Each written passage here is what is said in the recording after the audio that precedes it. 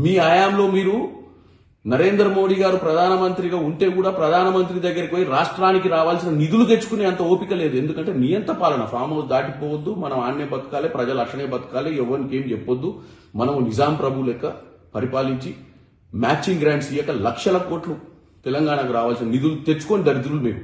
ఈరోజు మా ముఖ్యమంత్రి ఢిల్లీకి ఈరోజు అధిష్టానం పిలిస్తే పోయిండు. ఎందుకంటే భవిష్యత్తులో తెలంగాణ ఇచ్చినటువంటి ప్రామిస్, తెలంగాణలో 2023 ఇచ్చినటువంటి ప్రామిసెస్ అన్ని అంటే వాగ్దానాలన్నీ నెరవేర్చే విధంగా చర్చలు చేసుకుంటారు అక్కడ. 2 నిన్న ప్రధానమంత్రిని కలిసిండు, నిన్న ముంబైలో క్లైమేట్ వీక్ అటెండ్ అయ్యిండు.